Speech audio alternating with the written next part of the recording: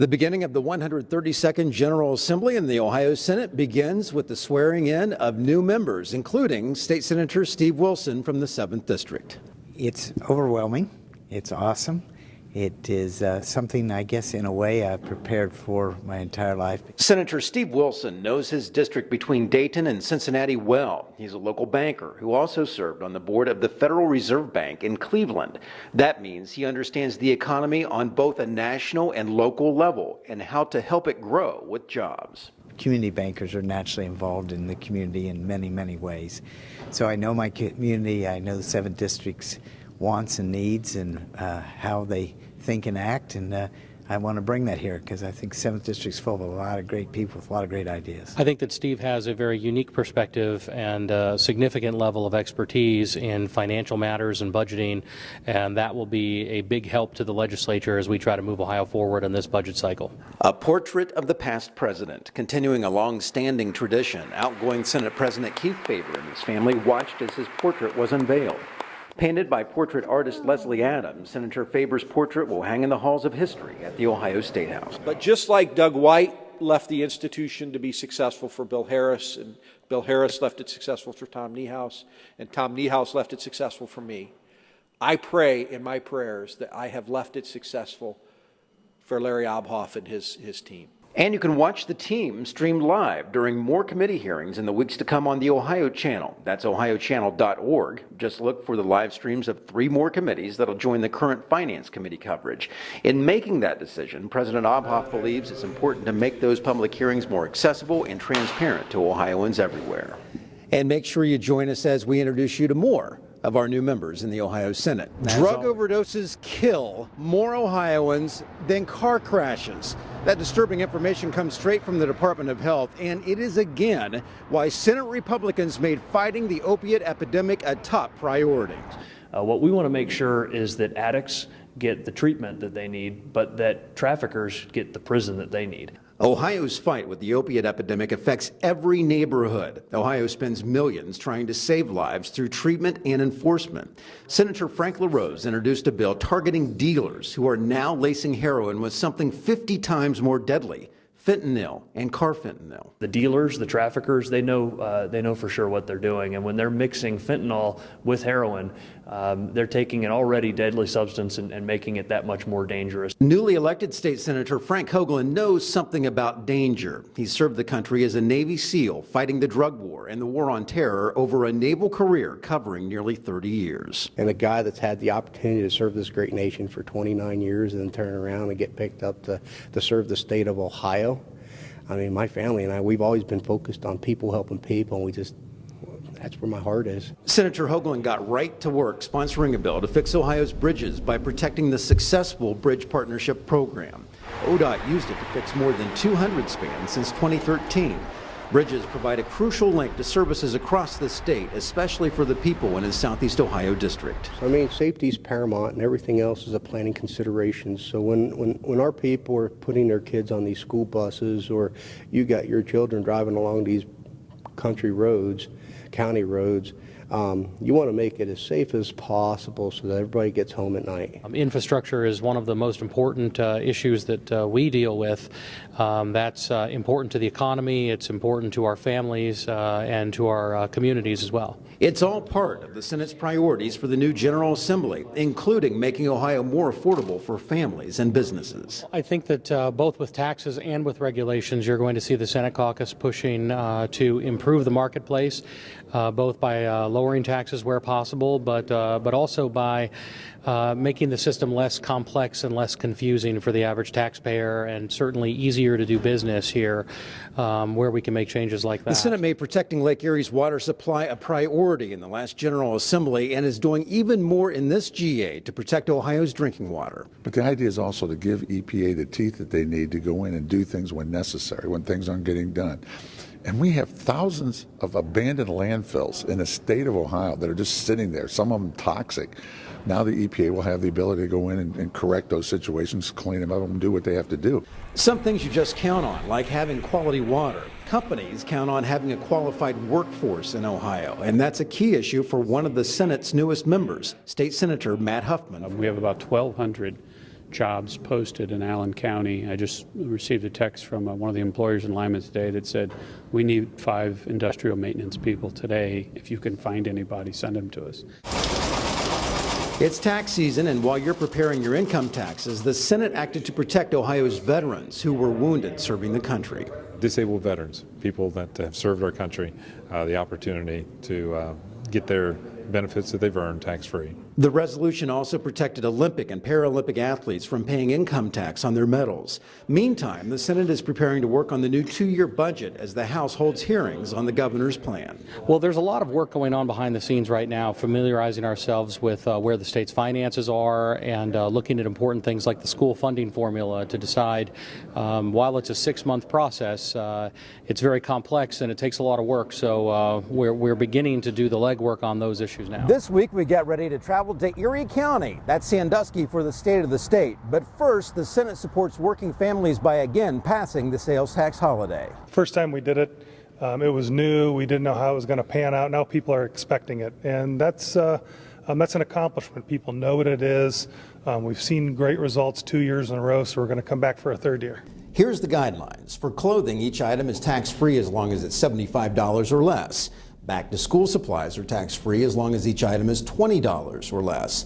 The 3-day sales tax holiday is good for business, bringing in shoppers by offering extra value to Ohioans. That combines back-to-school sales with the sales tax holiday. That's where it gets fun, because you don't just save on the sales tax, you save on all of the extra sales that go along with that to get you into their stores. So it's a lot of fun. I expect it to be a lot of fun again this year. We have to get it passed through the House first and get the governor to sign it. It's all part of the Senate's effort to help Ohioans trying to make ends meet. We've already done some measures to help provide tax relief for wounded veterans.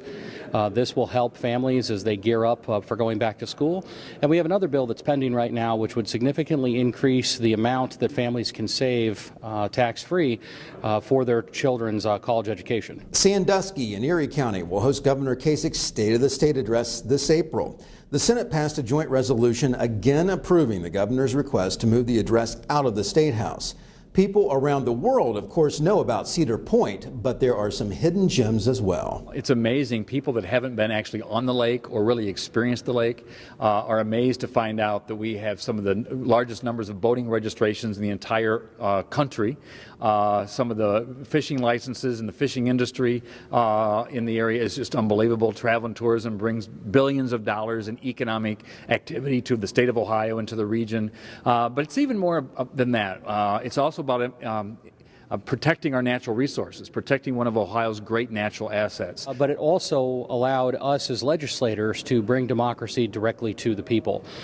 We had committee hearings and gave people the opportunity in their local venues to come in and talk to legislators and cabinet members or to even see the governor's speech. And this will provide that same kind of opportunity to Sandusky. The historic Sandusky Theater will host the State of the State April 4th. That's a Tuesday. Are you ready to get to work? It is the beginning of construction season here in the state of Ohio, and today we're at Medina Supply to see where this process starts. We make the concrete that ends up being the finished product, hopefully, for most of the pavements in our area. This really is the beginning of the road, the mixing plant at Medina Supply in Medina, Ohio. Mixture of stone and sand and cement and water. With a big dose of complexity. And they're blended at a specific rate with all the sand and stone that run up that conveyor belt. The mixture differs from job to job and has to be perfectly designed to each specification. The plant is completely computer controlled, and there is a plant operator that monitors that for accuracy and consistency. Senate President Larry Obhoff understands the importance of what these hardworking Ohioans bring to the state.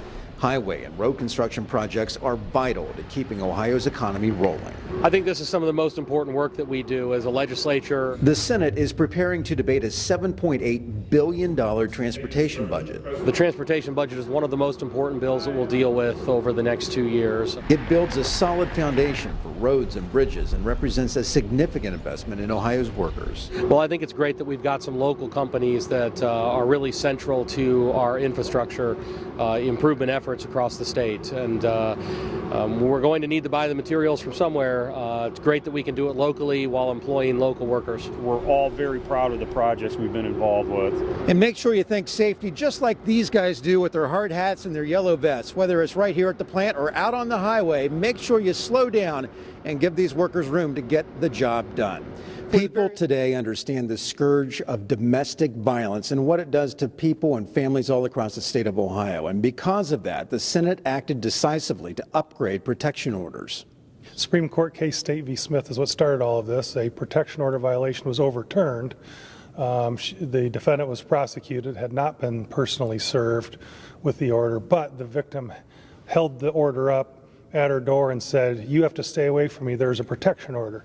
So in that situation, if the individual, the defendant, has actual notice that an order exists and recklessly violates the terms of the order, then they can be convicted. The whole idea being, if you know about the order, you better accept service or go find it, and don't violate it, or at least don't recklessly violate its terms, or you're going to be prosecuted. BWC, that's workers' compensation in Ohio. Employers pay into that to cover injured workers. A major announcement came from the BWC this week, giving back more than $1 billion in workers' compensation rebates to those businesses, and that includes local communities. We went to Dynamit, a high-tech company in Columbus, where the announcement was made. Typically, from a guy sitting across the table from us in Manhattan, or in the Bay Area, somebody kind of peering over at us, they say, "Huh, so you guys are from Ohio. What's that like?" Matt Dopkins co-founded Dynamit when he was 19. The Columbus company develops apps and websites for companies around the world. And when he gets those questions from Silicon Valley executives, he gives them a user-friendly answer. Ohio is great. This is a fantastic place to start and to grow a business. This is a wonderful place to raise a family. The cost of living is excellent. We have access to talent, great universities, passionate, hardworking people. That's what Ohio is all about. And Ohio is a great place to do business because the state is working to reduce regulations and costs. We've gone from the third highest workers' comp rates in 2008 to the 11th lowest. That kind of matters. It matters because for companies like Dynamit, it means significant dollars in premium rebates. It's allowing them to reinvest in their businesses and hopefully be able to expand and hire more Ohio workers. The rebate is also headed to local governments and schools. But that includes both private and public sector employers. So that's $92 million more going back to local governments, $41 million more going back to local school districts. Since 2011, we have lowered rates for private and public employers by nearly 30%, saving employers $2 billion. Also, the Senate announced the streaming of more Senate committees to be streamed on Ohio government television. In addition to Finance, the Transportation Committee will be streamed as well. $7.8 billion. The Ohio Senate approves the new 2-year transportation budget, providing critical funding for highways, bridges, and jobs. Well, I think this bill is a pretty significant step in the right direction for Ohio's economic development. This provides all of our funding for the Ohio Department of Transportation, for the Department of Public Safety, but also pretty significant funding for local governments so that they can improve local roads and bridges. An additional $48 million on top of the original $120 million will help local communities pave the way. The changes that were made in this bill here in the Senate will improve funding for local governments without adding any additional burdens on taxpayers. The Senate also put public transportation in the clean energy spotlight. We placed a high priority in public transit. We codified $33 million a year for general transit needs, but also $15 million a year to invest in more efficient, cleaner vehicles for our public transit fleets. The transportation budget also keeps business trucking back to Ohio with the Commercial Vehicle Registration Fleet Discount Plan. And not only does it help bring those companies back to Ohio as far as where their loyalty is and where their truck registrations are done, but also it makes sure that they're paying their fair share in the local roads and bridges that are maintained in order for those trucks to continue operating. Transportation dollars help shovel-ready projects. Although not part of the transportation budget, state business development grants help break ground for something most people take for granted. Vinton County is the only county in the state of Ohio that does not have a grocery store. So the 13,000 plus residents of Vinton County have to travel to neighboring counties to get a banana, to get an apple, get a head of lettuce. You know, fresh fruit doesn't exist in this county unless you drive out of county to get it. That doesn't seem right to have a food desert, a place where you can't get food in the middle of the prosperous, bountiful place like Ohio. People who call Vinton County home haven't had a grocery store for nearly 4 years and had to drive almost an hour to find one. It's been a real challenge for everyone. I mean, it's been a hardship, especially on the senior citizens, and it was starting to take an impact on the county. And soon they'll be able to shop at a brand new Campbell's Market. Everybody's dying. Opiate addiction, not what the Heartland considers to be the typical kitchen table talk. But with Ohio's tragic opiate-related deaths now leading the nation, it is a conversation everyone needs to hear. I started with a baseball injury. As a lot of, that story pops up a lot, but that's how it happened. I tore my rotator cuff, got prescribed opiates, and then snowball from there. It wasn't long after the prescription ran out, Corey was on the street looking for heroin, even heroin laced with the deadly painkiller fentanyl, as the addiction drove his life, causing him to overdose at work. The sad thing is even when you feel like you're gonna die, it doesn't stop you. And even when you come close to death, a lot of times it doesn't stop you either. You might try to get away from it for a couple of days, but you forget. You forget about what just happened and you go right back to it. With fentanyl-laced heroin and pure fentanyl, the hook of addiction becomes far stronger, leading to deadly thoughts. I had a lot of bad nights. A lot of bad nights with a .22 rifle. A lot of bad nights. And I couldn't do it. I couldn't take myself out. It was so real, it was so serious, the threat of suicide, that I was even amazed. Like, how is this happening to me? That's a major reason why the Senate passed Senate Bill 1. Fentanyl is 30 times more deadly than heroin, and this bill targets the traffickers, not the addicts. What we want to make sure is that addicts get the treatment that they need, but that traffickers get the prison that they need. And this would make sure that people that are dealing in large quantities of this are able to be treated as the criminals that they are. From the kitchen table to the college campus, Ashland University students hosted a forum on the opiate epidemic, inviting Senate President Larry Obhoff to talk about Ohio's effort to fight this addiction that affects every neighborhood. People on both sides of the aisle recognize that this is a problem, that it's affecting all of our communities, it's affecting all of our families, and it's not something that has a Republican or a Democrat answer. It's something that we all need to focus on, and we all need to work on, and we all need to try to tackle this challenge together. And look for more of Corey and Ryan's eye-opening and inspirational stories in the next couple of weeks. Next week, we're off to beautiful Sandusky, Ohio for the State of the State address. We travel there. Speaking of travel, both the Senate and the House did pass the $7.8 billion state transportation budget funding key road, highway, bridge infrastructure projects around the state. It now goes to the governor. I was like, there's no way I'm ever going to put a needle in my arm. I don't like needles. That's never going to happen to me. And then, sure enough, a couple of years later, I started it.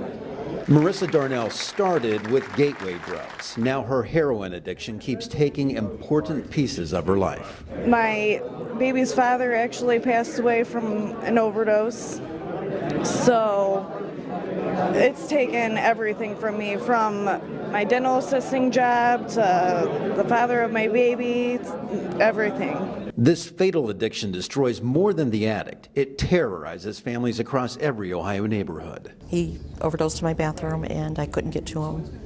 I had to break out my windows in the bathroom, and I grabbed my 8-foot ladder, broke out the windows, and started CPR on him. Police officers got there first and gave Barbara's son a life-saving dose of Narcan. If it wasn't for Narcan, my son wouldn't be here today. My son overdosed 3 times. First responders, from police to paramedics, face a growing call for help. Major cities report 50 overdoses a week tied to heroin.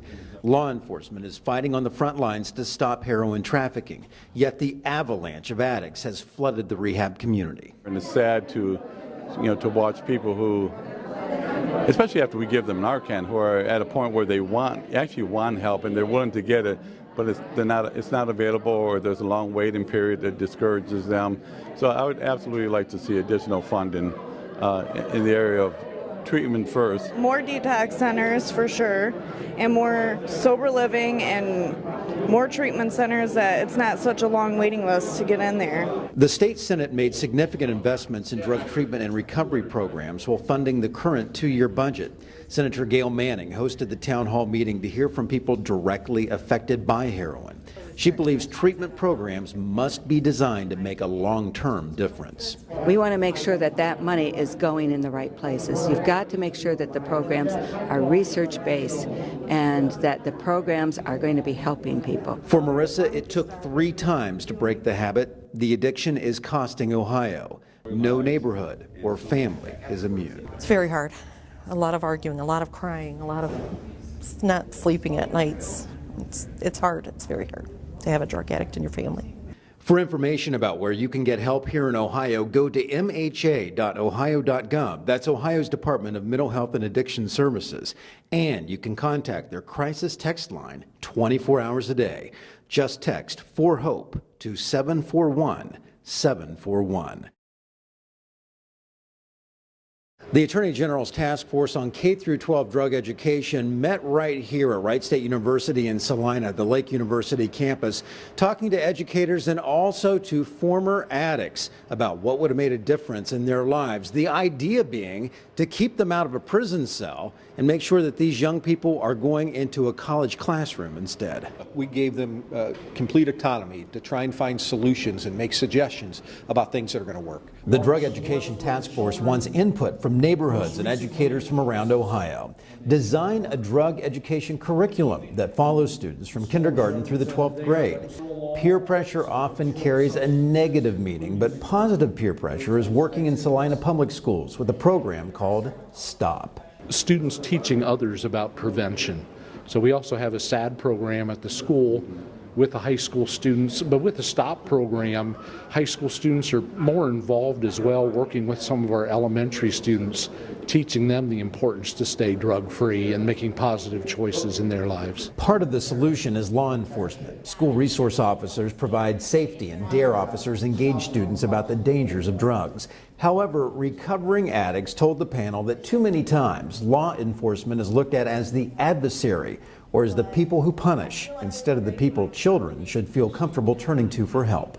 I think the answer to that is what we've been talking about, working with kids when they're young. You know, those in impressionable years, that officer is your friend, he's not your enemy. The other thing that we do in K through 6, the officers that work that are not involved in discipline. So from what you were talking about earlier, you know, they're there to help them. It's an all Ohio issue. Heroin and opiate addiction strikes every family across Ohio in many ways. Look, it may not come to your family, and God, I wish it doesn't. But it's going to come to a lot of families just like yours. And so what we need to do is make sure we try and address this as a holistic, all Ohio. We talk a lot about improving Ohio's infrastructure these days. Well, welcome to one of the premier facilities around the country. This is the Ohio Laborers Training Center, where Ohio's skilled workers learn the latest techniques, the most advanced techniques in everything from tunneling to paving to pipelines, with a big focus on safety. We're learning how to lay pipeline, how to coat it, how to weld it, put it together. Jeff Ragland is part of specialized pipeline training at the Ohio Laborers Training Center. He's from Toledo, and once certified, he will be able to work and weld pipelines carrying everything from oil and natural gas to water. Always keep a job if you can do that. To make sure those infrastructure and oil and gas jobs don't go unfilled, Senators Bill Beagle and Troy Balderson co-sponsored a workforce development bill designed to link business, education, and workforce training organizations to fill those jobs coming to Ohio. That is the entire gamut, absolutely. We need, our building trades are wondering where the next generation of carpenter is coming from. I'm near Wright-Patterson Air Force Base. We're certainly high-tech endeavors are being done, and people with computer coding skills and research skills. It is the entire gamut. We need people. We have to focus on a couple of things. First, making sure that people who are looking for work and employers who are looking for employees can find each other, and we're doing that through OhioMeansJobs.com. But it's also important that we make sure that the people who are looking for work have the skills necessary for the jobs that are available. Senator Balderson toured the training center's campus expansion. The goal was to provide more opportunities for student workers attending from across the state. There is no cost to them, and they can stay in the dorms until they pass their course certification. It's paid for by companies using workers from union trades, and once trained and certified, they're ready for the job site. You use the pipeline projects, some of those things going on. 50% of that workforce comes from right here in Ohio and right out of this facility right here where they are trained. Along with the latest technology, that training is heavy on safety. Everything we do has a safety component to it, and we like to make sure that our contractors have those safe people. It helps with their insurance rates. It helps the public knowing that these guys are going to be doing things right and safely. Executive Director Robert Chatterson was among the center's first class of welders in 1978. He recognizes the growing and changing set of qualifications for skilled labor in Ohio and how these are the jobs of the future. The distribution work in gas pipeline is a 25-year project. Conceivably, a young person could come in, they could go into distribution work and work their whole career and retire with a great pension. To me, it's important. It'll revenue a lot of jobs. It'll help me take care of my family. And to learn more about the training center right here in Knox County, log on to oltc.org.